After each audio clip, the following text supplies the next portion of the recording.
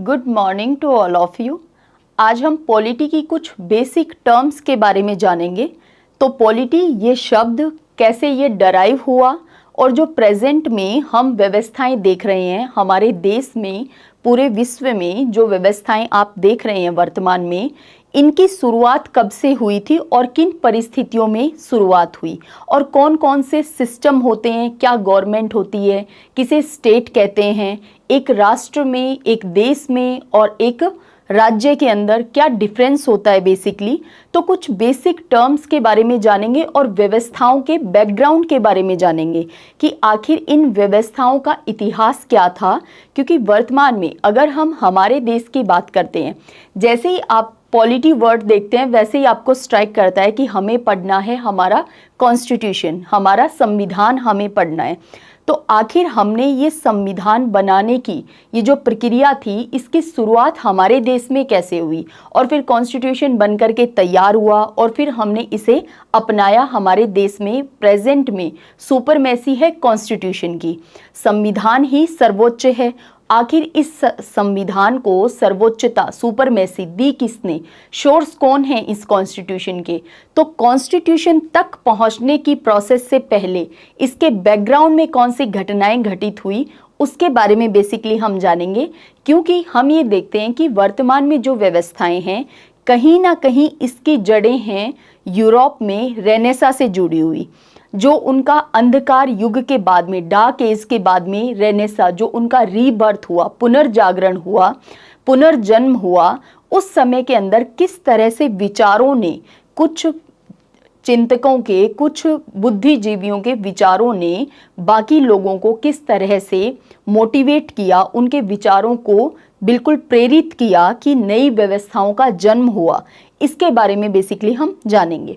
देखिए, आज हम सबकी बात करने वाले हैं रूसो की, जॉन लॉक की, है ना। देखिए, पॉलिटी, राज व्यवस्था, इस शब्द में ही क्या है, व्यवस्था, है ना, राज व्यवस्था।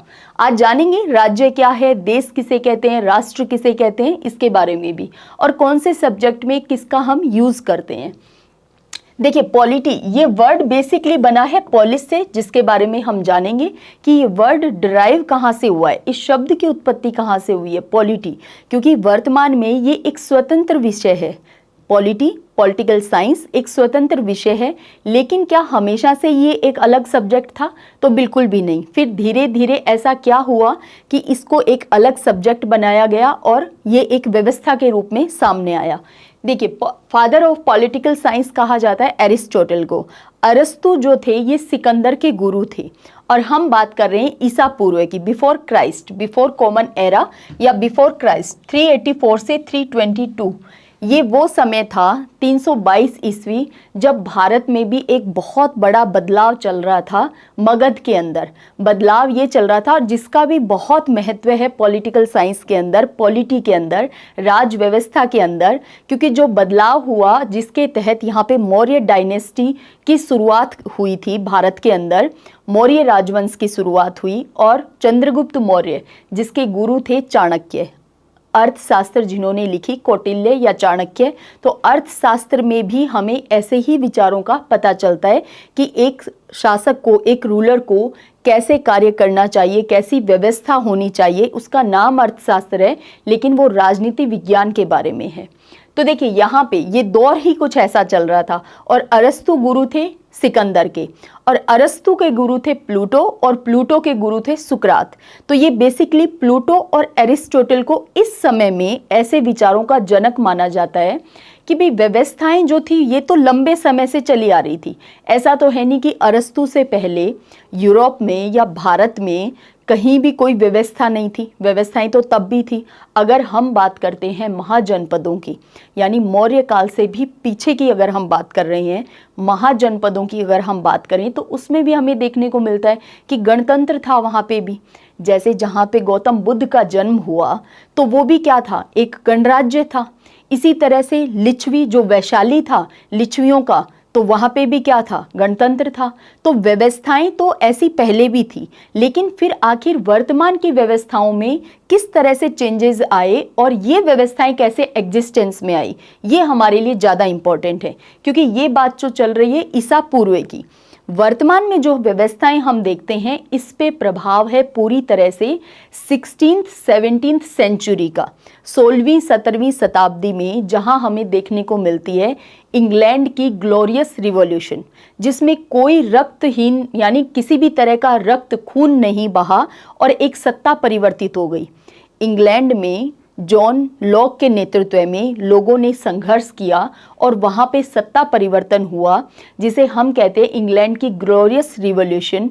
और वहाँ पे इसे कहा जाता है ब्लडहीन रिवॉल्यूशन, क्योंकि किसी भी तरह से कोई मार धाड़ खून खराबा ये सब नहीं हुआ और सत्ता परिवर्तित हो गई।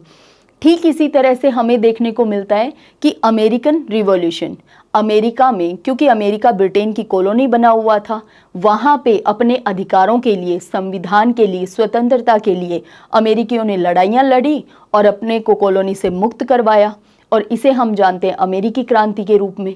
इसके बाद हमें देखने को मिलते हैं, और वहाँ पे नेतृत्व कर रहे थे जॉर्ज वॉशिंगटन, जिसका नाम आप बखूबी जानते हो, उनके किस्से आपने डेफिनेटली सुने होंगे वॉशिंगटन के।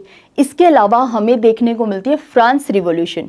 फ्रेंच रिवॉल्यूशन, फ्रांस में जो क्रांति हुई, जिसके तहत जहाँ पे रूसों ने नेतृत्व किया और लोगों ने संघर्ष किया गणतंत्र के लिए, गणतांत्रिक व्यवस्था के लिए, यानी एक तरह से राजतंत्र को उखाड़ फेंका।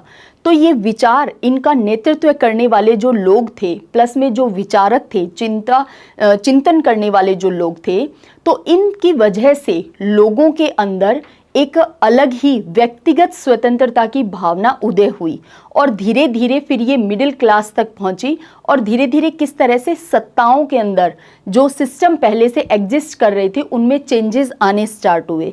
तो वर्तमान का जो व्यवस्थाएं प्रेजेंट में हमें देखने को मिल रही हैं, उन पे अर्थशास्त्र यानी कौटिल्य के अर्थशास्त्र का, या फिर सुकरात का, प्लेटो का, या अरस्तु का, इनका प्रभाव कम, और ये जो 16th-17th सेंचुरी के विचारक थे इनका प्रभाव ज़्यादा दिखाई देता है।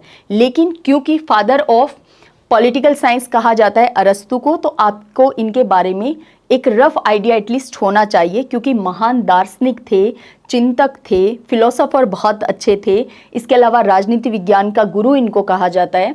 और अगर हम बात करें father of modern political science, तो आपको डायरेक्ट नाम ध्यान आता है मैकियावेली, लेकिन मैकियावेली का पूरा नाम जो है वो भी पता होना चाहिए, Niccolo di Bernardo di Machiavelli, लेकिन हम याद रखते हैं मैकियावेली के नाम से। तो अरस्तु और मैकियावेली, क्योंकि किस तरह से चेंज आया बिफोर क्राइस्ट और इसके बाद में 16th-17th सेंचुरी के अंदर, तो ये एक डिफरेंस, ये परिवर्तन आपको पता होना चाहिए। द टर्म पॉलिटिक्स, ये जो टर्म है पॉलिटिक्स, ये डराइव हुई है सिटी या स्टेट, यानी ये पोलिस वर्ड से, जो कि एक ग्रीक वर्ड है। पोलिस शब्द से इस शब्द की, वर्ड की उत्पत्ति, ओरिजिन माना जाता है, जो कि एक ग्रीक वर्ड है, और इसका मतलब होता है, पोलिश का मतलब होता है सिटी स्टेट यानी राज्य। तो अब हम जान रहे हैं कि पॉलिटिकल जो साइंस है, पॉलिटी जो है, इसमें हम पढ़ते हैं राज्य के बारे में, स्टेट के बारे में। स्टेट किसे कहते हैं, स्टेट की उत्पत्ति कैसे हुई, इस राज्य शब्द की उत्पत्ति कैसे हुई, और इसकी ज़रूरत क्या थी, आवश्यकता क्या थी, और इसमें कौन कौन से एलिमेंट आते हैं, ये हमारे लिए जानना सबसे इम्पॉर्टेंट है आज की क्लास में। क्योंकि पॉलिटिकल साइंस या पॉलिटी, ये वर्ड जो है ये पॉलिस से बना है, और पॉलिस का मतलब होता है स्टेट, राज्य। और राज्य का मतलब यहाँ कहीं से कहीं तक ऐसा नहीं है कि हमारे भारत में जो अलग अलग स्टेट हैं, पंजाब, राजस्थान, हरियाणा, ऐसे नहीं, ये वाले स्टेट नहीं। स्टेट का मतलब हम बात कर रहे हैं इंडिया की, ठीक है। तो राज व्यवस्था में, राजनीतिक व्यवस्था में, पॉलिटी में जब आपको स्टेट वर्ड मिले तो आप उसे समझा करो, उस सेंटेंस को प्रॉपर पढ़ा करो कि क्या ये प्रोविंस, प्रांतों वाले स्टेट की बात हो रही है, या ये इंडिया के कंटेक्स्ट में स्टेट लिखा है, क्योंकि दोनों के लिए ही स्टेट वर्ड का यूज करते हैं हम। पॉलिटिक्स शब्द ग्रीक शब्द पोलिस से निकटता से संबंधित है, और इसका मतलब होता है नगर, राज्य। अब देखिए, तीन टर्म बेसिकली आपके सामने बहुत बार आती हैं, एक देश, एक राष्ट्र और एक राज्य। तो राज्य जो है ये तो पॉलिटिकली डिफाइन करते हैं हम राज्य के रूप में। कल्चरली हम डेफिनेशन देते हैं तो हम राष्ट्र, जैसे हमारा राष्ट्र प्रतीक क्या है, हमारा राष्ट्र ध्वज क्या है, हमारा राष्ट्र गान कौन सा है, तो ये कल्चरली सांस्कृतिक रूप से जो परिभाषित किया जाता है तो उस समय में हम कहते हैं राष्ट्र। ये एक सांकेतिक रूप से हम यूज करते हैं राष्ट्र का। ये भावना यानी इसमें इमोशंस भी हैं। इसके अलावा देश, तो देश में इमोशंस नहीं माने जाते, राष्ट्र में हमेशा भावना जुड़ी हुई होती है। देश हम ज्योग्राफी में अगर भूगोल जैसा विषय हम पढ़ रहे हैं तो हम यूज करते हैं देश इस शब्द का, देश का। कारण क्या है कि एक निश्चित बाउंड्री जिसकी हो, एक भूभाग निश्चित सीमा जिसकी हो, जिसमें लोग रह रहे हों, चाहे वो कल्चरली जुड़े हुए हों या ना जुड़े हुए हों, चाहे वहाँ पे कोई एक सिस्टम वर्क कर रहा हो या ना कर रहा हो, लेकिन क्योंकि एक पर्टिकुलर बाउंड्री है और वहाँ पे लोग रह रहे हैं तो इसे हम क्या कहते हैं, देश, एक कंट्री कह देते हैं। अब उस कंट्री में कोई भी व्यवस्था हो सकती है, किसी भी तरह की व्यवस्था हो सकती है, हो सकता है वो कल्चरली एक दूसरे से जुड़े हुए भी ना हो। जैसे भारत जो है ये देश तो बहुत पहले से चला रहा है, लेकिन हम क्या देखते हैं कि राजतंत्र भारत में था। अलग अलग जो क्षेत्र थे इन पे अलग अलग शासकों का, रूलर्स का उनका अपना अधिकार हुआ करता था, उनका अपना शासन हुआ करता था, उनके अलग अलग छोटी छोटी टेरिटरी हुआ करती थी। लेकिन ये भूभाग तो तब भी था, इसका नाम भारत तब भी था। तो इसका मतलब देश जो है ये ज्योग्राफिकली डिफाइन किया जाता है, कल्चरली डिफाइन हम करते हैं राष्ट्र के रूप में, और पॉलिटिकली हम डिफाइन करते हैं राज्य, एक स्टेट वर्ड का हम यूज करते हैं। स्टेट राज्य है क्या, क्योंकि हमें बात करनी है राज्य व्यवस्था की, तो हमारे लिए जानना जरूरी हो जाता है कि आखिर राज्य क्या है, स्टेट क्या है, किसे बता रहे हैं। जो पूरा पॉलिटिकल ये जो वर्ड है, पॉलिश वर्ड जो है, उसका मतलब ही स्टेट है। तो स्टेट किसे कहते हैं, राज्य किसे कहते हैं? तो राज्य उसे कहते हैं जिसमें एक निश्चित भूभाग पे रहने वाले लोग हों और वहां पे एक गवर्नमेंट हो। इन चारों चीजों के मिलने से ही राज्य बनता है, किसी भी एक के कम होने से राज्य नहीं बन पाता।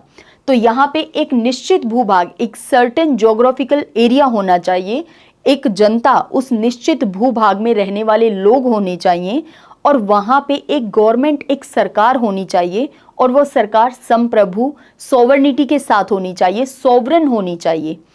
अब ये चारों चीजें क्या हैं, इसमें देखिए जनता, पीपल आपको पता है, लोग, एक निश्चित भूभाग भी समझ में आता है।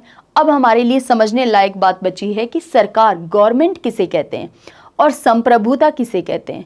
तो संप्रभुता गवर्नमेंट के पर्सपेक्टिव में थोड़ा सा छोटा है, इसको पहले समझ लेते हैं। संप्रभुता, सोवरेनिटी कहा जाता है कि आप अपने निर्णय लेने के लिए आंतरिक रूप से और बाह्य रूप से, इंटरनली और एक्सटर्नली, दोनों ही तौर पे आप कितने ज़्यादा स्वतंत्र हैं, इस बात को कहा जाता है सोवरन, संप्रभु। तो निर्णय लेने की स्वतंत्रता आंतरिक मामलों में भी और बाह्य मामलों में भी, इंटरनल और एक्सटर्नल दोनों ही अफेयर्स में आपको निर्णय लेने के लिए कितने आप स्वतंत्र हैं, इसी को कहते हैं संप्रभुता।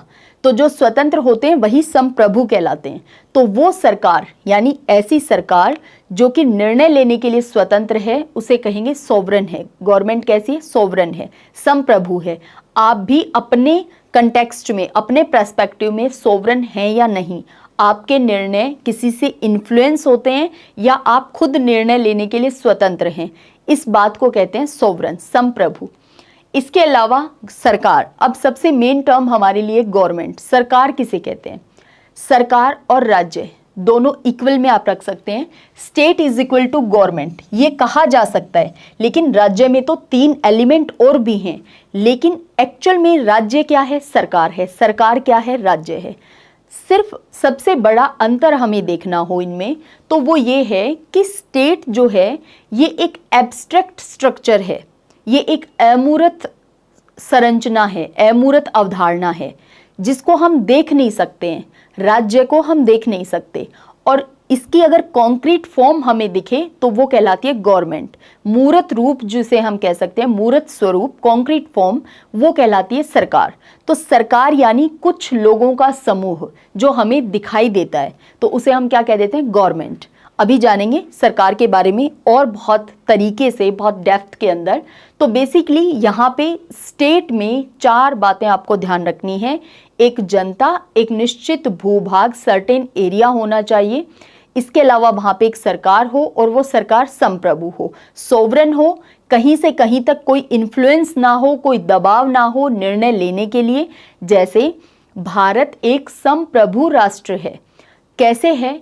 क्योंकि भारत जो है वो अपने निर्णय लेने के लिए किसी पे डिपेंडेंट नहीं है। लेकिन जब भारत कॉलोनी था उस समय क्या भारत संप्रभु था? तो बिल्कुल भी नहीं। क्यों? क्योंकि हम किसी के अधीन थे, हम कॉलोनी थे, हम उपनिवेश थे। तो हम हमारे आंतरिक और बाह्य दोनों ही निर्णय लेने में स्वतंत्र नहीं थे, फ्री नहीं थे। तो हम क्या नहीं थे? सोवरन नहीं थे। लेकिन प्रेजेंट में भारत स्वतंत्र है कि हमें कौन से देश के साथ कैसे संबंध रखने हैं, हमें कौन से एग्रीमेंट पे साइन करना है, कौन से इंटरनेशनल संधि, समझौते, ट्रीटी, इन सबको मानना है या डिनाई करना है। या फिर इसके अलावा हम बात करें आंतरिक मामलों में, तो हमारे देश में कैसी व्यवस्था होगी, हमारे देश में जीएसटी लागू होगा या नहीं होगा, इन सब के लिए हमारी सरकार जो है उस पर कहीं से कहीं तक कोई दबाव नहीं है, कोई इन्फ्लुएंस नहीं है, कोई प्रेशर नहीं है। तो वो क्या है? स्वतंत्र है, वो निर्णय लेने के लिए स्वतंत्र है। तो भारत क्या है? सोवरन कंट्री है, भारत सोवरन है, संप्रभु है। बाकी तो हमें हमारी प्रस्तावना प्रेम्बल पढ़ना ही है। देखिए, अब हम जानते हैं कि ये जो सरकार जिसकी हम बात कर रहे हैं, तो गवर्नमेंट सिस्टम कितने तरह के हो सकते हैं, सरकार कैसी कैसी हो सकती हैं। तो एक हो सकता है एरिस्टोक्रेसी, कुलीन तंत्र, यानी जो शासन चलाने वाले लोग हों वो केवल उच्च वंश से हों, उच्च कुलों के हों। तो ऐसा जो सिस्टम होता है वो क्या कहलाता है? एरिस्टोक्रेसी कहलाता है। जहाँ पे जो रूल करने वाले लोग हैं, जहाँ पे जो नियम कानून बनाने वाले, उनको एग्जीक्यूट करने वाले, न्याय देने वाले जो लोग हैं, जो पावर है, कहने का मतलब पावर पूरी तरह से उच्च वंश के, उच्च कुलों के लोगों के पास है। तो ऐसे को क्या कहते हैं? कुलीन तंत्र। धर्म तंत्र, थियोक्रेसी। थियोक्रेसी किसे कहते हैं?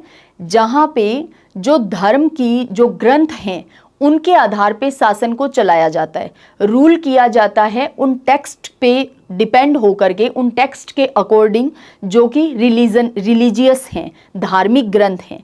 तो हम उसे क्या कहते हैं? थियोक्रेसी। यानी धर्म में जो लिख दिया गया है, जो टेक्स्ट, जो ग्रंथ लिख दिए गए हैं, उनमें जो नियम कानून हैं उन्हीं के आधार पे शासन किया जाएगा। तो उसे हम कहते हैं थियोक्रेसी। मोनार्की किसे कहते हैं? जहां पे सारी पावर किसी एक व्यक्ति में सेंट्रलाइज हो, किसी एक पर्सन के पास सारी पावर हो। जैसे जो रूलर होता है, जो किंग होता था, अब तो क्या होता है, हमारे देश में तो होता था, उसके पास ही एग्जीक्यूटिव पावर थी, उसी के पास कानून बनाने की लेजिस्लेटिव पावर थी, उसी के पास न्याय देने में भी सर्वोपरि सबसे ऊपर प्रधान कौन होता था? तो राजा खुद होता था। तो आप सोचिए कि सारी पावर किसके पास है? एक ही व्यक्ति के पास है। वही कानून बनाता है, उसी की कही हुई बात कानून होती है। कानून से भी ऊपर कौन है? रूलर है, किंग है। तो ऐसी व्यवस्था जिसमें सारी पावर सेंट्रलाइज है, किसी एक ही पर्सन के पास है, तो मोनार्की। डेमोक्रेसी, जिसमें पावर जो है वो लोगों के पास है, तो उसे हम क्या कहते हैं? लोकतंत्र। लोगों का तंत्र है, सारी व्यवस्थाएं किसके लिए? लोगों के लिए हैं। शासन की जो पावर है, जो रूल करने की पावर है, वो किसके पास है? सोर्स कौन है? लोग हैं। स्रोत भी लोग हैं, शक्ति भी लोग हैं, पावर देने वाले भी लोग हैं, इलेक्ट करने वाले भी लोग हैं। जानेंगे डायरेक्ट डेमोक्रेसी क्या होती है, इनडायरेक्ट या रिप्रेजेंटेटिव डेमोक्रेसी किसे कहते हैं, क्योंकि अब इनमें आगे से आगे ना ये पेज खुलते जाएंगे, है ना। अभी हमने बात की कि गवर्नमेंट के सिस्टम कितने तरह के हो सकते हैं। तो ये तो हमने देखा कि एरिस्टोक्रेसी, थियोक्रेसी, मोनार्की, डेमोक्रेसी, यानी रूल करने का आधार, बेस क्या है, इस आधार पे बांटा है हमने कि कितने टाइप्स की गवर्नमेंट हो सकती है। अब हम देखते हैं कि जो शासक समूह है, जो रूल करने वाला ग्रुप है, उसमें शामिल व्यक्तियों की संख्या के आधार पे कितने भागों में हम गवर्नमेंट को बांट सकते हैं। तो एक होती है मोनार्की, यानी एक ही व्यक्ति है जिसके पास सारी की सारी पावर है। एक होती है ओलिगार्की, यानी इसके अंदर अल्पतंत्र, कुछ लोगों के पास तंत्र कैसा है? अल्प है, एक के पास तो नहीं है, लेकिन बहुत कम लोग हैं, बहुत थोड़े से लोगों के पास सारी की सारी पावर्स है। रूल करने वाले लोग बहुत ही कम हैं और उन्हीं के नियम कानून, उन्हीं की न्याय व्यवस्था, उन्हीं का एग्जीक्यूशन सब चलता है। तो ऐसे को क्या कहते हैं? ओलिगार्की। डेमोक्रेसी, यानी इसमें पूरी तरह से पावर किसके पास है? लोगों के पास है। तो रूल करने वाले ग्रुप या रूल करने वाले लोग, मेंबर कितने हैं, इस बेसिस पे भी टाइप्स ऑफ गवर्नमेंट होते हैं, गवर्नमेंट के प्रकार होते हैं, जिसमें आता है मोनार्की, ओलिगार्की और डेमोक्रेसी। इसी तरह से और भी कई आधार हो सकते हैं जिनके आधार पे, जिन बेसिस पे हम बांट सकते हैं कि कितने प्रकार की गवर्नमेंट हो सकती है। अब हम देखते हैं टाइप्स ऑफ डेमोक्रेसी, लोकतंत्र के कितने प्रकार होते हैं। तो देखिए, एक तो हो सकता है कि लोगों का शासन में सीधी भागीदारी है, डायरेक्ट इन्वॉल्वमेंट है लोगों का, तो इसे हम कहते हैं डायरेक्ट डेमोक्रेसी, प्रत्यक्ष लोकतंत्र। ध्यान रखना है, भारत में प्रत्यक्ष लोकतंत्र नहीं है। क्या आप और मैं मिलकर के कानून बनाते हैं? कभी भी नहीं। हमारे देश में कानून कौन बनाता है? लेजिस्लेचर, विधायिका कानून बनाती है। लेकिन विधायिका को चुनता कौन है? वो हम चुनते हैं। हमारी विधायिका में जो द्विसदनीय है, हमारी संसद में लोकसभा और राज्यसभा, जिसमें लोकसभा के सदस्यों को हम, आप और मैं वयस्क मताधिकार के आधार पर चुन करके, यानी इलेक्ट करके, उनका इलेक्शन करके हम उन्हें भेजते हैं कि जाओ और हमारे लिए कानून बनाओ। लेकिन आप और मैं सीधे वोट ये नहीं करने जाते कि जीएसटी आना चाहिए या नहीं आना चाहिए। इस बात पे आप और मैं वोट करने नहीं जाते हैं। ये निर्णय कौन लेता है? हमारे द्वारा चुने गए प्रतिनिधि, रिप्रेजेंटेटिव। तो इसीलिए भारत में कैसी डेमोक्रेसी है? इनडायरेक्ट डेमोक्रेसी, या फिर ज्यादा बेहतर होगा कहना रिप्रेजेंटेटिव डेमोक्रेसी है, प्रतिनिधित्व लोकतंत्र है हमारा। देखिए, टाइप्स ऑफ डेमोक्रेसी, लोकतंत्र के प्रकार, तो एक होती है डायरेक्ट डेमोक्रेसी, एक इनडायरेक्ट या रिप्रेजेंटेटिव डेमोक्रेसी। प्रत्यक्ष लोकतंत्र जैसे स्विट्जरलैंड में है, वहां पे लोग जो हैं वो कानून बनाने में सीधी अपनी भागीदारी निभाते हैं। लेकिन हमारे यहाँ पे भारत में, इसके अलावा यूएसए में, यूके में, यहाँ पे क्या होता है कि जनता सीधे भागीदारी नहीं निभाती है, लोग सीधे पार्टिसिपेट नहीं करते हैं कानून बनाने में, कानून को लागू करने में, बल्कि हमारे द्वारा चुने गए प्रतिनिधि, रिप्रेजेंटेटिव ऐसा करते हैं। तो भारत में क्या है? अप्रत्यक्ष लोकतंत्र है, या रिप्रेजेंटेटिव प्रतिनिधिक लोकतंत्र हम कह सकते हैं, भारत में है। ठीक है, तो ये बात आपको ध्यान रखनी है, क्योंकि बहुत बार मैंने ये देखा है कि आप डेमोक्रेसी वर्ड आने के साथ आप ऑटोमेटिक इस बात को समझ लेते हो कि डायरेक्ट डेमोक्रेसी है, सीधे लोकतंत्र ये नहीं। हमारे यहाँ प्रत्यक्ष लोकतंत्र नहीं है, अप्रत्यक्ष लोकतंत्र है। देखिए, लोकतंत्र होता क्या है, तो इसकी डेफिनेशन जो कि आपने बहुत बार सुनी होगी, अब्राहम लिंकन के द्वारा जो दी गई है, लोकतंत्र जनता का, जनता के द्वारा, जनता के लिए शासन क्या है? लोकतंत्र है। Democracy is government of the people, by the people, for the people, ये कहा है अब्राहम लिंकन ने। लोकतंत्र का जन्म स्थान माना जाता है ग्रीस से, यूनान, और इसके अलावा डेमोक्रेसी भी दो ग्रीक वर्ड से मिलकर बना है। देखिए, इन शब्दों के जो रूट्स हैं, जो ओरिजिन जहां से इनका हुआ है, उसको आप समझने की कोशिश कीजिए, तो आपको पता चलेगा कि ये सब व्यवस्थाएं पश्चिम से हमारी तरफ आई हैं। ठीक है, लेकिन हाँ, हमारी यहाँ पे भी ऐसे विचार, ऐसे बुद्धिजीवी, ऐसे चिंतक यहाँ पे भी थे, दार्शनिक भी थे, व्यवस्थाओं के लिए काम करने वाले भी थे। इसी तरह से हमारे यहाँ पे टेक्स्ट भी बिफोर क्राइस्ट, यानी ईसा पूर्व के टेक्स्ट हमारे पास भी हैं, जिनमें व्यवस्थाओं का उल्लेख किया गया है। तो ऐसा नहीं है कि हमारे यहाँ व्यवस्थाओं पे विचार करने के लिए कोई था ही नहीं, ऐसा बिल्कुल भी नहीं है। ठीक है, खुद को इस बात से हीन भावना में नहीं आना है कि क्या सारे विचारक, क्या सारे बुद्धिजीवी पश्चिम में ही हुए हैं क्या, ऐसा बिल्कुल भी नहीं है। लेकिन हाँ, उन्होंने इस बात पे, इस सब्जेक्ट पे समय से पहले कुछ वर्क कर दिया, जिसको हमने माना, तो उसी को बेसिकली हम पढ़ने की कोशिश कर रहे हैं। और देखिए, ग्रीक या लैटिन, इन्हीं को क्यों यूज में लिया जाता है, इन्हीं लैंग्वेजेस को, ये हम किसी और दिन जानेंगे। ये डेड लैंग्वेजेस हैं बेसिकली, इनमें कोई इनोवेशन नहीं हो सकता है। इसीलिए आप देखते होंगे कि साइंस के अंदर भी, यानी विज्ञान में, बायोलॉजी, बॉटनी में, जूलॉजी में जो नोमेनक्लेचर आप पढ़ते हैं, वो इन्हीं डेड लैंग्वेजेस में आपको क्यों मिलता है? क्योंकि इनमें अब और इनोवेशन नहीं हो सकता, तो वो सबके लिए यूनिवर्सली अंडरस्टूड हो सकें चीजें, इसलिए हम इनको काम में लेते हैं। ठीक है, देखिए, डेमोक्रेसी जो है ये दो ग्रीक शब्दों से मिलकर बना है, एक डेमोस, एक क्रेशिया। डेमोस का मतलब, डेमो का मतलब होता है लोग, और क्रेशिया का मतलब होता है सत्ता या शासन। तो डेमोक्रेसी यानी लोगों की सत्ता, लोगों का शासन। रूल करने वाले कौन है? लोग खुद हैं, पीपल हैं।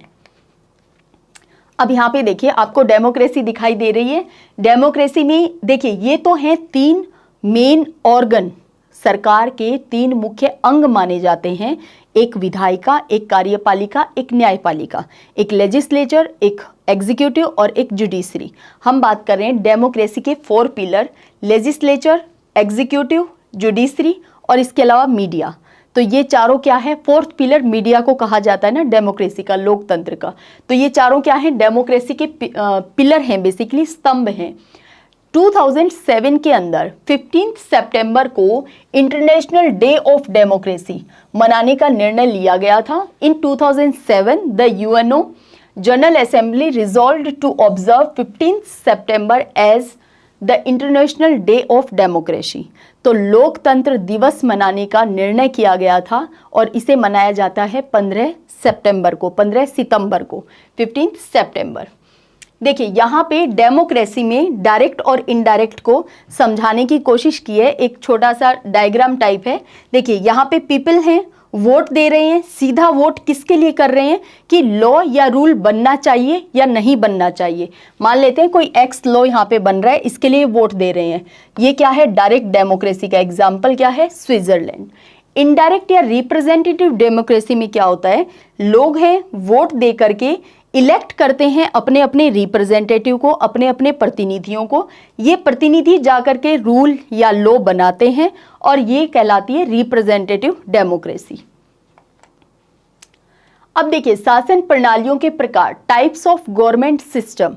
टाइप्स में हम क्या जानेंगे कि हमारे यहाँ पे कौन सी प्रकार की शासन प्रणाली है। देखिए एक होता है सेंटर स्टेट रिलेशंस, केंद्र और प्रांतों में संबंध कैसे हैं, इस आधार पे इसको क्या बनाया गया है? आधार बनाया है, बेस बनाया है।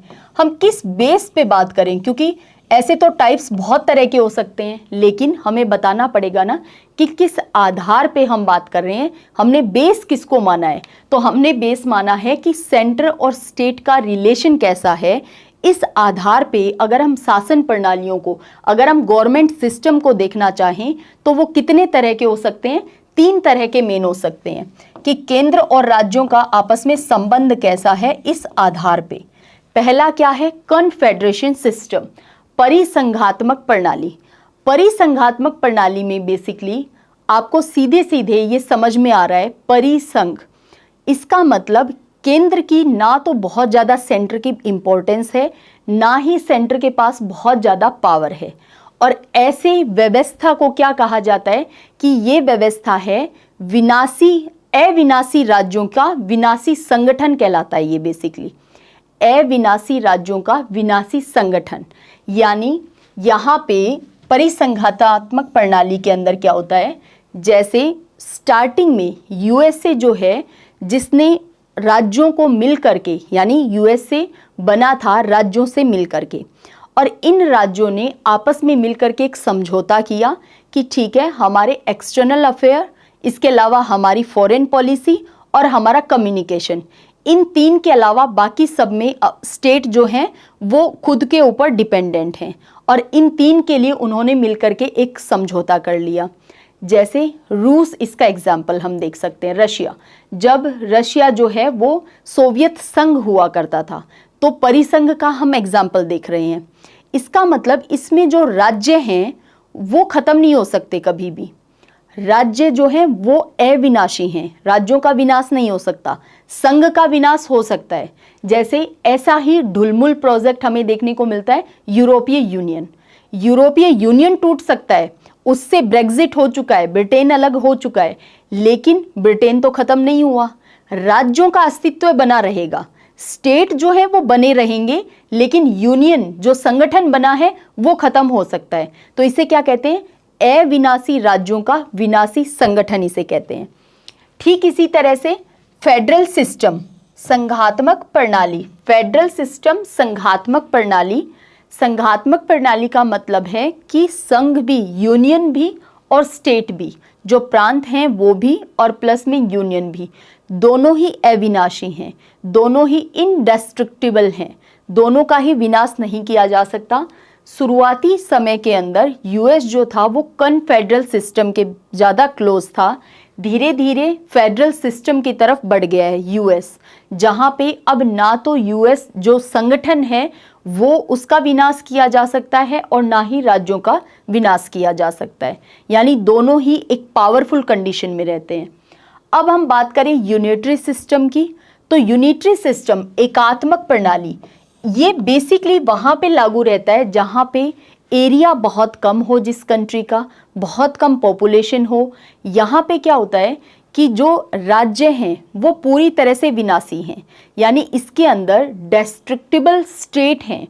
स्टेट को प्रोविंस, प्रांत जो हैं, स्टेट का मतलब यहाँ पे प्रांत से है, राज्यों को बाकायदा विनाश किया जा सकता है, उनका नाम बदला जा सकता है, उनकी सीमा में परिवर्तन किया जा सकता है, उनमें चेंजेस लाए जा सकते हैं, लेकिन जो यूनियन है वो इनडेस्ट्रक्टिबल रहती है यहाँ पे। ठीक है, अब एक बार इसको राइट डाउन भी कर लेना इस बात को कि कौन डेस्ट्रक्टिबल है यानी कौन विनाशी है और कौन इनडेस्ट्रक्टिबल है।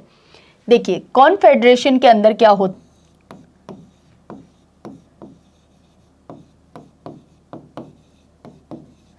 डेस्ट्रक्टिबल यूनियन है यहाँ पे और इनडेस्ट्रक्टिबल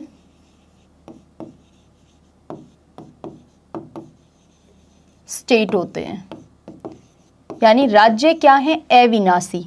तो इसे कहा जाता है अविनाशी राज्यों का। बहुत बार ऐसी लाइन लिखी हुई आपने देखी होगी, अविनाशी राज्यों का विनाशी संगठन इसको कहते हैं, अविनाशी राज्यों का विनाशी संघ। तो इससे क्लियर समझ में आ रहा है ना कि संघ, यूनियन क्या है, विनाशी है, डेस्ट्रक्टिबल है, लेकिन जो स्टेट हैं, जो राज्य हैं वो क्या है, इनडेस्ट्रक्टिबल हैं। और ये हम बात कर रहे हैं कॉन्फेडरल सिस्टम, परिसंघात्मक प्रणाली की। इसके ठीक उलट हो जाता है एकात्मक प्रणाली में। एकात्मक प्रणाली में क्या हो जाता है, इनडेस्ट्रक्टिबल तो यूनियन हो जाता है और डेस्ट्रक्टिबल स्टेट हो जाते हैं। यानी स्टेट यहाँ पे इसे कहा जाएगा, यूनिटरी को कहा जाएगा विनाशी राज्यों का, यानी राज्यों का विनाश किया जा सकता है, विनाशी राज्यों का अविनाशी संघ। अब हमारे लिए समझना इंपॉर्टेंट है कि आखिर भारत इसमें कहाँ एग्जिस्ट करता है, क्योंकि भारत के लिए ना तो हमारे कॉन्स्टिट्यूशन में कॉन्फेडरल ये वर्ड है, ना फेडरल है, और ना ही हमारे लिए यूनिटरी वर्ड काम में लिया है। हमने हमारे कॉन्स्टिट्यूशन में यूनियन, संघ शब्द को काम में लिया है, लेकिन यूनियन, फेडरल नहीं है। तो कंप्लीटली फेडरल जैसे गुण नहीं है, कंप्लीटली यूनिटरी जैसे गुण नहीं है। हमारे संविधान सभा के सदस्यों ने क्या किया, इन दोनों ही जो ये दोनों ही प्रणालियां, व्यवस्थाएं हैं, इन दोनों से ही कुछ कुछ बातें उठा ली। जैसे भारत में यूनिटरी सिस्टम जैसे क्या गुण दिखाई देते हैं, भारत में यूनिटरी सिस्टम जैसे गुण दिखाई देते हैं कि हम हमारे राज्यों के नाम में परिवर्तन कर सकते हैं, उनकी सीमा को घटा सकते हैं, उनकी सीमा को बढ़ा सकते हैं। आप ध्यान कीजिए, भाग 1 आर्टिकल 1 से 4 हम किसके बारे में बात करते हैं, संघ और उसका राज्य क्षेत्र। तो इसमें हम यही पढ़ने ही वाले हैं भाग 1 के अंतर्गत। ठीक है, लेकिन यहाँ पे हम क्या समझ रहे हैं कि क्या भारत में चेंजेस हो सकते हैं, हाँ, राज्यों की सीमाओं में परिवर्तन होते हैं, और ऐसा आपने बाकायदा देखा भी है कि नए राज्यों का फॉर्मेशन हुआ। तो ऑब्वियस सी बात है, जो पुराने राज्य थे, चाहे वो यूपी की बात करें, बिहार की, मध्य प्रदेश की या आंध्र प्रदेश की बात करें, इनकी सीमा में परिवर्तन हुआ और एक नए राज्य का फॉर्मेशन किया गया। तो यानी यहाँ पे ऐसा सिस्टम है कि हमारे राज्य हैं वो अविनाशी तो नहीं है पूरी तरह से, कि राज्यों का विनाश किया ही नहीं जा सकता, राज्यों के साथ कोई छेड़छाड़ की नहीं जा सकती, ऐसा तो नहीं है। दूसरी बात, क्या हमारा संघ, हमारा यूनियन जो है उसका भी विनाश किया जा सकता है? कभी भी नहीं, कभी भी नहीं, है ना। लेकिन भारत जो है वो राज्यों के किसी समझौते का, एग्रीमेंट का परिणाम नहीं है, जो कि हम देखते हैं कि कॉन्फेडरल और फेडरल सिस्टम के अंतर्गत राज्य जो हैं वो क्या करते हैं, आपस में एक एग्रीमेंट करते हैं और उसके तहत वो साथ में आए होते हैं। लेकिन भारत में राज्य जो हैं वो किसी समझौते के तहत भारत में आकर के शामिल नहीं हुए हैं, कोई एग्रीमेंट ऐसा हमने नहीं किया है। तो भारत में फेडरल का भी सिस्टम जो लक्षण कैरेक्टर्स हैं वो दिखाई देते हैं और कभी कभी हमें यूनिटरी जैसे कैरेक्टर्स भी दिखाई देते हैं हमारे कॉन्स्टिट्यूशन में। तो इसीलिए बहुत खूबसूरत हमारा कॉन्स्टिट्यूशन है, हमारा संविधान जो है वो बहुत ही सुंदर खूबसूरत इसीलिए है। ठीक है, तो अब ये बात आपको ध्यान रह जाएगी। और फेडरल के लिए हम क्या कहेंगे, इनडेस्ट्रक्टिबल यूनियन है और इनडेस्ट्रक्टिबल ही हमारे फेडरल सिस्टम के अंदर स्टेट होते हैं, राज्य होते हैं। दोनों का ही विनाश नहीं किया जा सकता। अविनाशी राज्यों का अविनाशी संघ कहा जाता है फेडरल सिस्टम को, जो संघात्मक प्रणाली है उसको। अब हम देखते हैं, ये तो बात थी कि केंद्र और प्रांत के बीच में संबंध कैसे हैं, यानी क्या सेंटर हावी है या स्टेट के पावर बहुत ज़्यादा है, या स्टेट के पावर बहुत कम है, सारे पावर सेंटर के ही पास हैं। जैसे स्टेट के पावर कुछ भी नहीं है, सारे पावर किसके पास है, सेंटर के पास। किसमें, कौन सी व्यवस्था में, यूनिटरी के अंदर। यहाँ पे स्टेट और सेंटर बाकायदा दोनों के अंदर, जैसे हमारे भारत में केंद्र राज्य संबंधों पे अगर आपको अनुच्छेद बताने हो तो आप बता सकते हैं आर्टिकल 246, आर्टिकल 246 जो कि बात करता है विषयों का बंटवारा हमने कर दिया, सब्जेक्ट्स को डिवाइड कर दिया और हमारे पास 3 लिस्ट हैं, एक हमारी सेंट्रल लिस्ट है, एक हमारी स्टेट लिस्ट है, एक हमारे पास कॉन्करेंट लिस्ट है। और इसी केंद्र राज्य संबंधों पे ही आधारित एक बहुत ही फेमस केस जो हुआ था एसआर बोम्मई, जो कि बोम्मई फॉर्मर चीफ मिनिस्टर थे कर्नाटका के।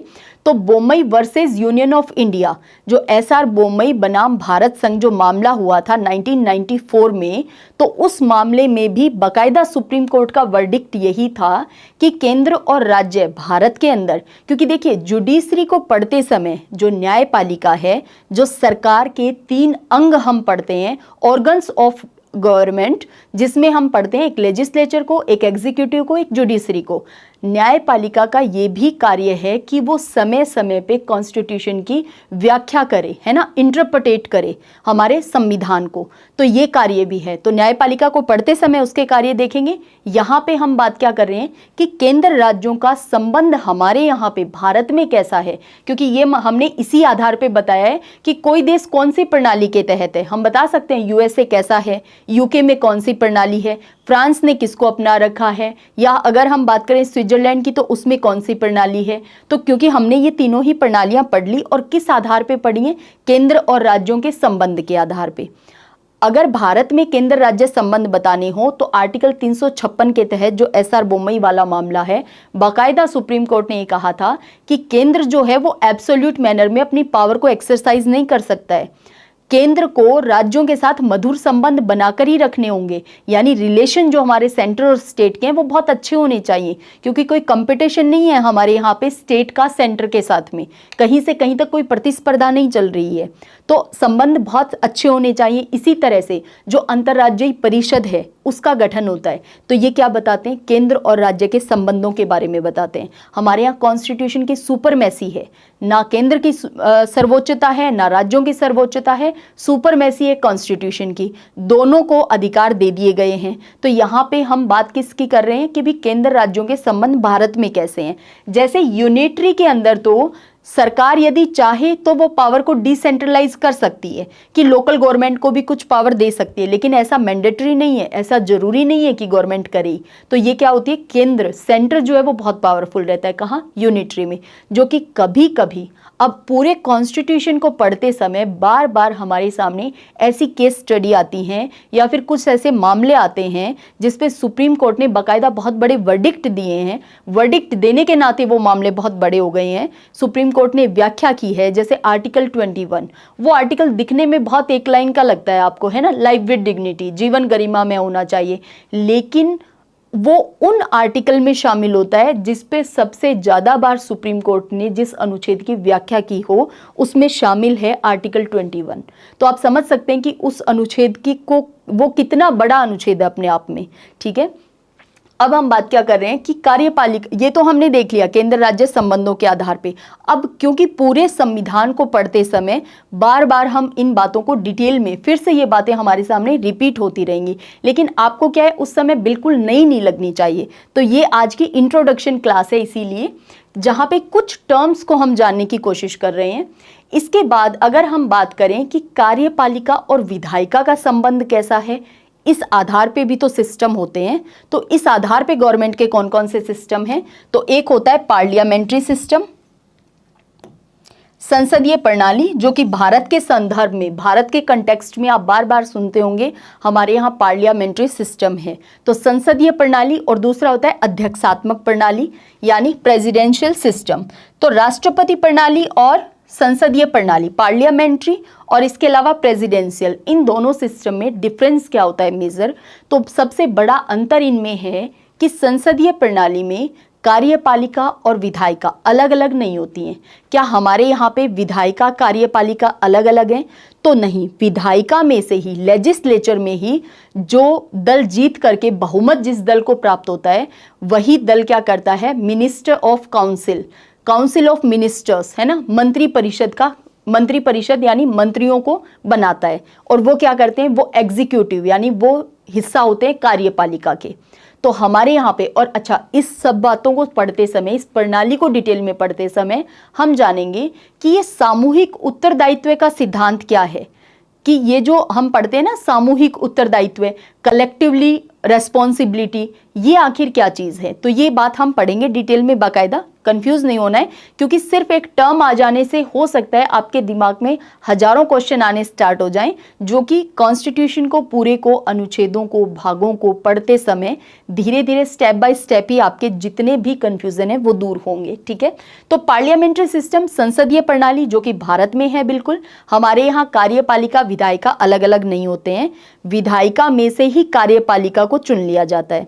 यहाँ पे प्रेसिडेंशियल सिस्टम जो है, इसमें विधायिका और कार्यपालिका बिल्कुल अलग अलग होते हैं। जो राष्ट्रपति है वो पूरी तरह से कार्यपालिका का अध्यक्ष होता है, कार्यपालिका एग्जीक्यूटिव पावर सारी की सारी एक्सरसाइज करता है प्रेसिडेंट। और ऐसा हमें देखने को मिलता है यूएस के अंदर, कि यूएस के प्रेसिडेंट में सारी एग्जीक्यूटिव पावर है। अच्छा, भारत में जो संसदीय शासन प्रणाली है, इसमें राष्ट्रपति, हम बार बार कहते हैं ना, नॉमिनल, नाम मात्र का प्रमुख है, हेड ऑफ स्टेट है लेकिन नाम मात्र का, सिंबॉलिक है, प्रतीकात्मक है, लेकिन एक्चुअल में वास्तविक कहाँ पे होता है? प्रेसिडेंशियल सिस्टम में। तो ये दो बहुत बड़े अंतर हैं कि यहाँ पे प्रेसिडेंशियल में एग्जीक्यूटिव लेजिस्लेचर दोनों को कोई लेना देना नहीं होता, विधायिका से कोई मतलब नहीं है राष्ट्रपति को, और विधायिका का इतना भी बस नहीं चलता राष्ट्रपति पे कि जब वो चाहे तब हटा सकती है। हाँ, महाभियोग, इम्पीचमेंट जैसी प्रक्रिया है वहां पे भी, लेकिन इतना आसान नहीं है वो मामला पूरा। यानी विधायिका और कार्यपालिका बिल्कुल सेपरेट हैं, जबकि हमारे पार्लियामेंट्री सिस्टम में विधायिका में से ही कार्यपालिका का चुनाव किया जाता है। अच्छा, जब यदि विधायिका अपना बहुमत खो दे, विधायिका में सत्ता दल जो पार्टी में, मतलब जो बहुमत में सरकार बनाए बैठा है, तो कार्यपालिका ऑटोमेटिक डिसमिस हो जाती है, क्योंकि कार्यपालिका कौन थी? विधायिका में से ही तो बनाई गई थी। ठीक है, बाकी इसको और डिटेल में समझेंगे, क्योंकि ये तो सिस्टम हमने अडॉप्ट किया है, हमने अपनाया है। हमारे यहाँ संसदीय शासन प्रणाली है जो कि ब्रिटेन में है ना। इसमें मुख्यतः दो सदन रहते हैं, जैसे हमारे यहाँ पे एक लोअर हाउस, एक अपर हाउस, एक लोकसभा, एक राज्यसभा। हालांकि हमारे कॉन्स्टिट्यूशन में कहीं से कहीं तक लोकसभा राज्यसभा ही दिए गए हैं, लोअर हाउस अपर हाउस नहीं दिया गया है। तो राज्यसभा और लोकसभा, लोकसभा इसे निम्न सदन कहते हैं, उसे हम उच्च सदन कहते हैं। लोकसभा जो है जिसमें हम रिप्रेजेंटेटिव, हम इलेक्ट करके, चुनाव करके हम भेजते हैं अपने प्रतिनिधि वहाँ पे। और राज्यसभा में, हमारे यहाँ राज्यसभा क्यों है? ये भी केंद्र राज्य संबंधों की जो हम बात कर रहे थे, तो उसमें हमारे यहाँ राज्यसभा का होना भी केंद्र राज्य संबंधों को ही दिखाता है कि राज्यों का प्रतिनिधित्व कम ना हो सके केंद्र के अंदर। तो इसलिए हमने क्या किया है? राज्यसभा यानी अपर हाउस बनाया है, राज्यसभा है हमारे यहाँ। जबकि संसदीय शासन प्रणाली में जो दो सदन होते हैं, हालांकि यूके के अंदर जो हाउस ऑफ लॉर्ड्स है, हाउस ऑफ कॉमन के अलावा जो हाउस ऑफ लॉर्ड्स है, उसका काम केवल और केवल वहाँ के जो शासक हैं, जो रूलर्स रहे हैं, जो महारानी हैं, उनके अधिकारों का संरक्षण करना है, केवल और केवल। जबकि हमारे यहाँ पे जो राज्यसभा है वो राज्यों का प्रतिनिधित्व करती है, राज्यों के हितों के संरक्षण के लिए है। तो बहुत बड़ा अंतर है ना। जबकि यूके में भी संसदीय शासन प्रणाली है, भारत में भी है, तब भी डिफरेंस बहुत बड़ा है। ठीक है, तो इसके बारे में तो और भी डिटेल में जानेंगे। अभी हम केवल एक आइडिया ले रहे हैं कि आखिर हमें पढ़ना क्या क्या है। तो नो डाउट पार्लियामेंट्री सिस्टम हमारे इंडिया में है। अब हम जानते हैं सरकार के अंग जो कि बहुत ही इंपॉर्टेंट है और इनको बकायदा हमें डिटेल में पढ़ना है। एक विधायिका, व्यवस्थापिका या विधायिका है ना, लेजिस्लेचर, एक एग्जीक्यूटिव कार्यपालिका, जुडिशरी न्यायपालिका। देखिए व्यवस्थापिका, विधायिका, विधायिका का काम क्या है? कानून बनाना। हमारे देश में कानून कौन बनाएगा? तो वो बनाएगी विधायिका।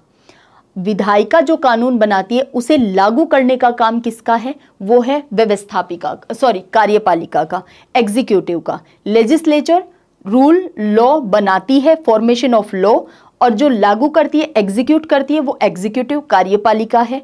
क्या विधायिका ने सही कानून बनाए हैं? क्या विधायिका ने जो कानून बनाए हैं उनको ठीक तरीके से एग्जीक्यूटिव ने लागू किया है? इस काम को देखने के लिए दोहरी भूमिका निभाती है हमारी न्यायपालिका। हमारी जुडिशरी जो है इसके दो काम है, ये एग्जीक्यूटिव को भी वॉच करती है, लेजिस्लेचर को भी वॉच करती है। इसके अलावा भी देखिए यहाँ पे कार्यपालिका में भी आगे सब डिवीजन है, जैसे राजनीतिक कार्यपालिका किसे कहते हैं, स्थायी कार्यपालिका जिसमें हम ब्यूरोक्रेसी को पढ़ते हैं, ऑल इंडिया सर्विसेज को आप पढ़ते हैं, पीएससी को आप पढ़ते हैं, तो ये सभी क्या हैं? ये सभी स्थायी कार्यपालिका हैं, क्योंकि आप देखते हैं ना कि ये सब काम करती हैं लेकिन ये स्थायी हैं। राजनीतिक कार्यपालिका जिनको हम चुन करके भेजते हैं, लेकिन क्योंकि उनकी एक निश्चित अवधि है और वो निश्चित अवधि से पहले भी सरकार हमारी भंग हो सकती है, गिर सकती है, बहुमत अपना खो सकती है, तो निश्चित अवधि होने के बावजूद भी वो स्थायी नहीं है ना, क्योंकि उसका कोई भरोसा नहीं है। जब तक बहुमत है तब तक ठीक है, लेकिन हाँ एक निश्चित अवधि जरूर है। इसके अलावा जुडिशरी न्यायपालिका ये तो दोहरी भूमिका निभाती है। इसके अलावा क्योंकि हमारा भारत का कॉन्स्टिट्यूशन कैसा है? लिखित संविधान है हमारा, हमने हमारे कॉन्स्टिट्यूशन को लिख दिया है, तो इसका मतलब जो लिख दिया गया है अब उसका समय समय पे उसकी व्याख्या भी करनी होगी। तो ये इंटरप्रिटेशन का अधिकार भी किसके पास है? हमारी न्यायपालिका के पास है। इसके अलावा क्योंकि हमने लोकतंत्र को अपनाया है, तो लोकतंत्र में क्योंकि यहाँ पे डेमोक्रेसी में लोगों के अधिकार होते हैं, फंडामेंटल राइट्स, ये मोनार्की में नहीं होते। आप समझ सकते हैं कि राजतंत्र में कहाँ लोगों के अधिकार होते थे। इतिहास में हम सारी बातें पढ़कर ही आते हैं ना, न्याय तो राजा करेगा, इसके अलावा अगर कानून बनाना है तो राजा ने जो कानून बना दिया, लागू करना है तो राजा ने जिसको अलाउ किया उसने लागू कर दिया जिस तरह से चाहा। लोगों के कोई फंडामेंटल राइट थोड़े ना होते हैं, लेकिन डेमोक्रेसी में क्योंकि लोगों के अधिकार हैं, मूल अधिकार हैं, हम जानेंगे मानव अधिकार और मूल अधिकार में क्या अंतर होता है, ह्यूमन राइट्स के अंदर और फंडामेंटल राइट में डिफरेंस क्या होता है, इसको जानेंगे बाकायदा, है ना। लेकिन मैं बार बार याद दिला दूं, ये इंट्रोडक्टरी क्लास है जिसमें हम कुछ टर्म्स को और कुछ बेसिक फ्रेम को समझने की कोशिश कर रहे हैं और हम पहुंचना चाह रहे हैं कि आखिर हमने हमारे देश के अंदर ये जो व्यवस्थाएं अपनाई हैं, ये जो सिस्टम ऑफ गवर्नमेंट अपनाया है, ये सभी जो अपनाए हैं, इनको आखिर इस जर्नी को हमने किस तरह से कंप्लीट किया है, मोनार्की से लेकर के, कॉलोनी से लेकर के और भारत में कॉन्स्टिट्यूएंट असेंबली तक की ये जो पूरी जर्नी है, इसको हमने कैसे तय किया है, तो इसको जानेंगे। प्लस में जब भारत कॉलोनी था उस समय से जो कानून थे वो किस तरह से चेंज हो करके भारत में आते रहे जिस समय भारत कॉलोनी था। तो बाकायदा 1773 के अंदर जो कंपनी पे रेगुलेशन लागू किया गया था, वहां से लेकर 1947 के हमारे स्वतंत्रता अधिनियम तक को, हमारे जो एक्ट अंतिम था 1947 का, वहां तक को सारे एक्ट हमें बाकायदा जानने हैं और ये भी हम जानेंगे कि उन एक्ट से आखिर हमने क्या लिया है हमारे कॉन्स्टिट्यूशन के अंदर। तो यहाँ पे न्यायपालिका, क्योंकि हम बात कर रहे थे फंडामेंटल राइट की, मूल अधिकारों की, तो क्योंकि हमारे देश में और जहाँ कहीं डेमोक्रेसी है वहाँ पे फंडामेंटल राइट होते हैं, तो फंडामेंटल राइट दे दिए गए हैं, लिख दिया गया है संविधान में, लेकिन उनका संरक्षण करना भी तो एक बात है। तो उनके संरक्षण का अधिकार भी किसको दे दिया है? न्यायपालिका को, कि हमारे अधिकारों का, फंडामेंटल राइट, मूल अधिकारों का हनन होता है तो हम आर्टिकल 32 के तहत जा सकते हैं सुप्रीम कोर्ट में और आर्टिकल 226 के तहत जा सकते हैं हाई कोर्ट में। तो इन मूल अधिकारों का संरक्षण करना, इसके अलावा संविधान की व्याख्या करनी, न्यायिक पुनरावलोकन जैसी अवधारणा, क्या विधि जो बनाई गई है, लॉ जो बना है वो ठीक बना है या नहीं बना है, लेजिस्लेचर ने अपना काम ठीक किया है क्या कॉन्स्टिट्यूशन के अकॉर्डिंग ही रूल और लॉ बनाए गए हैं, या फिर एग्जीक्यूटिव ने अपना काम ठीक किया या नहीं किया। तो ये सारे चीज़ें वॉच करना, देखना, उन पे अपना डिसीजन देना, ये सारे कार्य किसको दिए गए हैं? हमारे कॉन्स्टिट्यूशन में ही हमारी जुडिशरी को दिए गए हैं। क्योंकि देखिए ये सभी बातें कहाँ लिख दी गई हैं? संविधान में। हमारे देश में सर्वोच्चता किसकी है? कॉन्स्टिट्यूशन की है। उस संविधान की सर्वोच्चता को शक्ति, पावर कौन देते हैं, उसका सोर्स कौन है? तो वो है हम, भारत की जनता। तो आपके लिए क्वेश्चन मार्क लगता है बार बार किस बात पे?